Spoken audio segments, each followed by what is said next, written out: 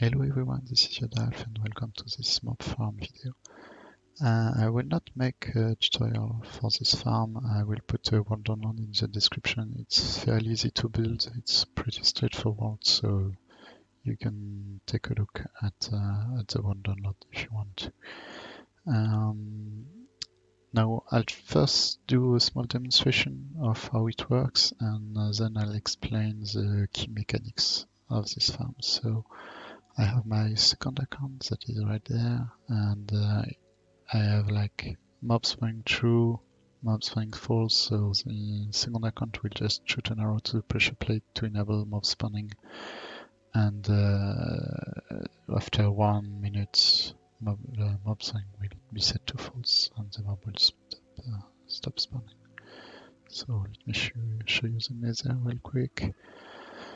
I have a very simple drop shoot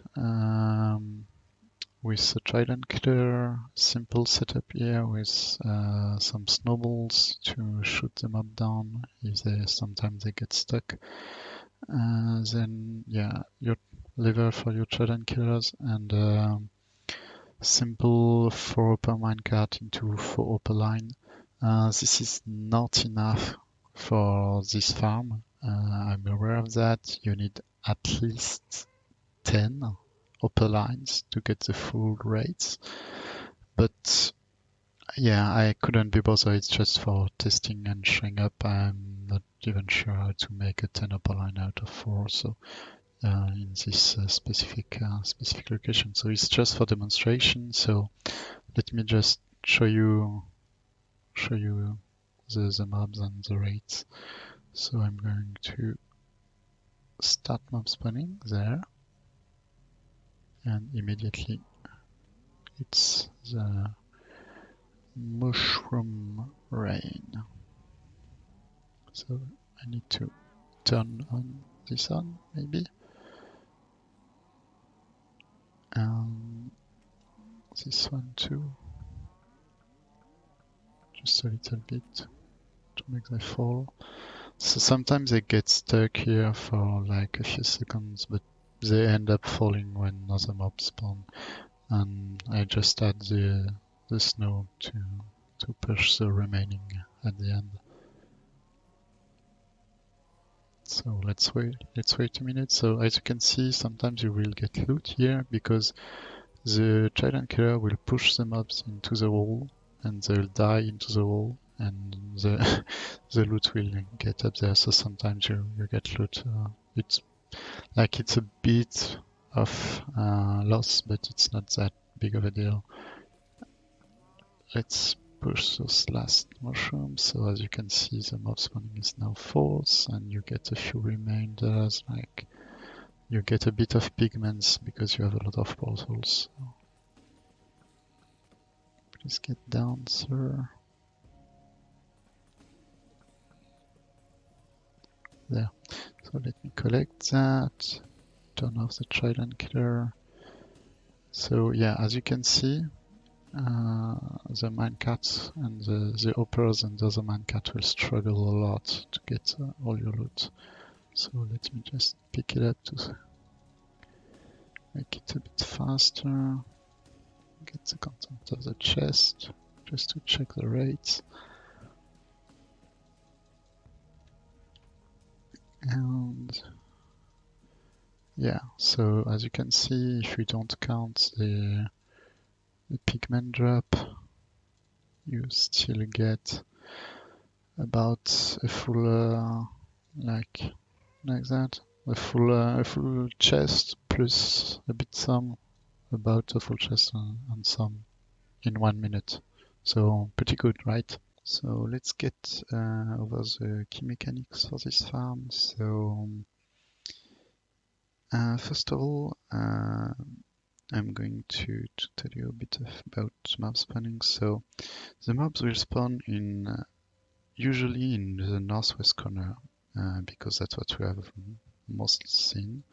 But there have been reports that they would spawn in another corner, but that's not really much of a big deal for this farm because all the corners are covered by portals, so wherever they spawn, they will get to be. So what could be the issue is for the edges. If they spawn here on the edges because it's not the good corner, you can always remove the line and call it a day. It will just be a bunch of, like, there is not a lot of spawn spaces that will be missing. You can also add a line of portals there and call it a day, and it will work. Second, as you can see, we have 2 layers, and you are going to tell me that this is cave spawn, so mobs don't spawn there, so I shouldn't put a second layer.